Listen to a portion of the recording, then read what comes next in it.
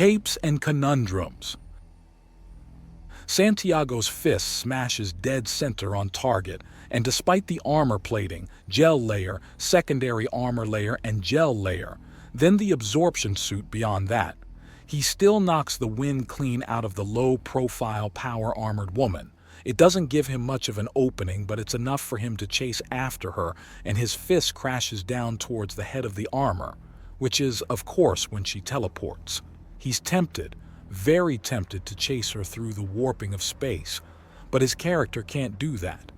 And if Bane can't do it, then Santiago isn't allowed to. Acting like a bruja now bat, "I will break you still," he says in a deep and dangerous tone. He slowly turns to regard her. "If you will be using grander weapons, then perhaps I should use a weapon proper as well."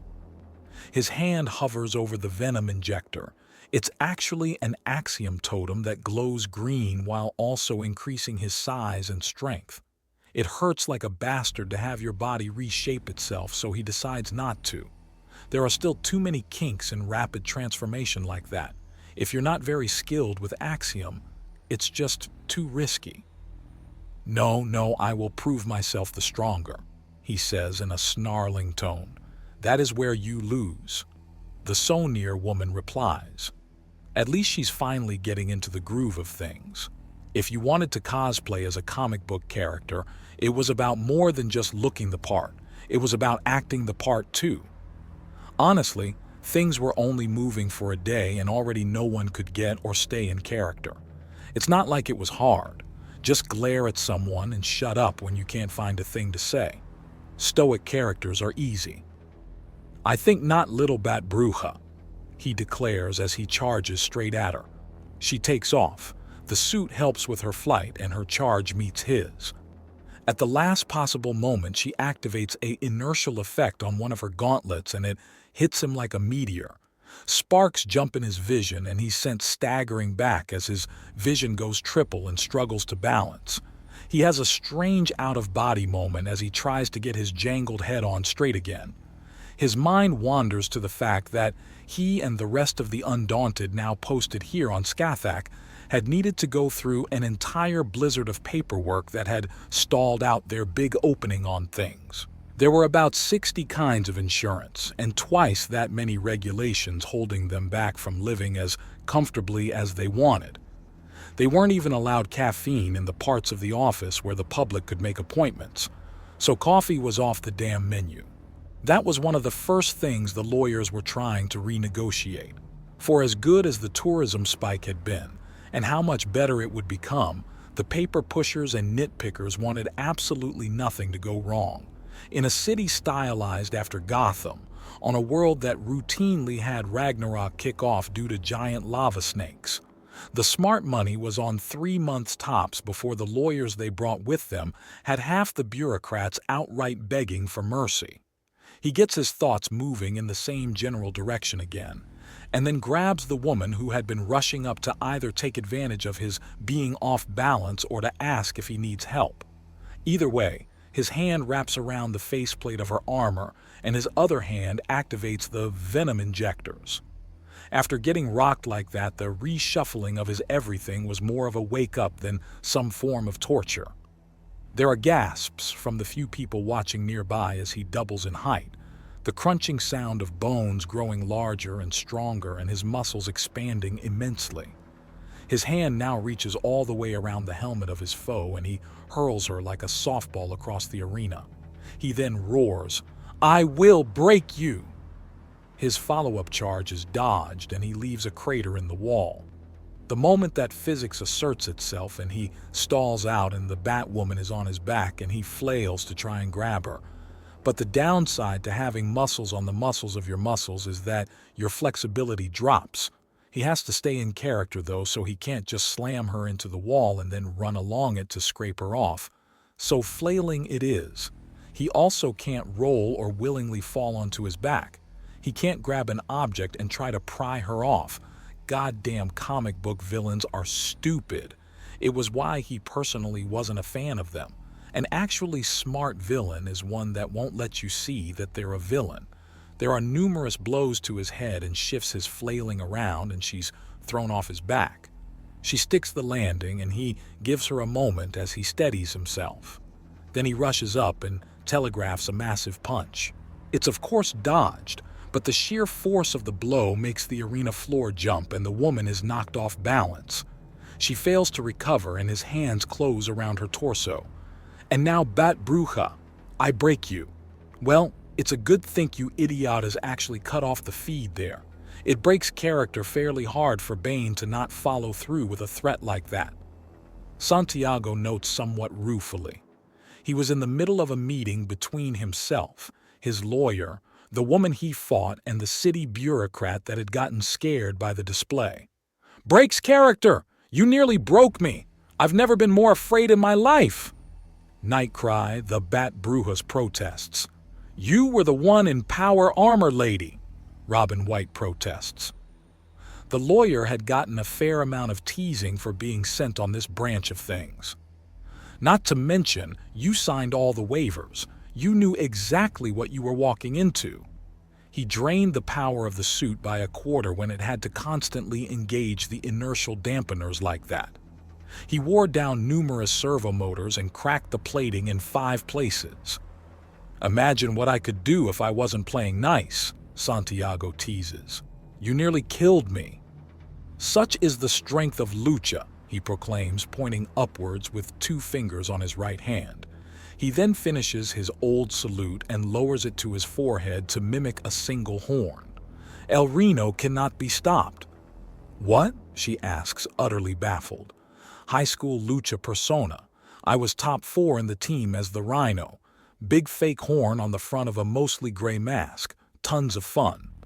Lucha? That's not galactic trade. It's a popular wrestling style in Mexico, where I'm from.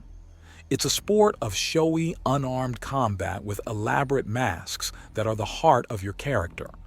When I was younger, I wore the mask of the Rhino. I could tackle any foe down, chase them anywhere with unrelenting strength, and was nearly impossible to topple. So you've been fighting like this almost all your life? She asks him. Madam, as much as I appreciate the lack of any bad blood between yourself and my client, could we please stay on topic? Robin asks. Yes, please, Miss Nightcry. How dangerous did it feel to be thrown around like a toy? She was in power armor, Santiago protests. Her personal choice of dress does not matter. Miss Nightcry, how did it feel to be thrown by that brute? Brute? I received my bachelor's in business just last week. A brute can't do that. Santiago grumps. Mr. Bernal, arguing every statement is just going to draw this out, Robin says, and Santiago sighs. Councilwoman Knox, I understand that you're simply trying to assure that things go as well as they can for this city. You head the Board of Public Health for a very good reason.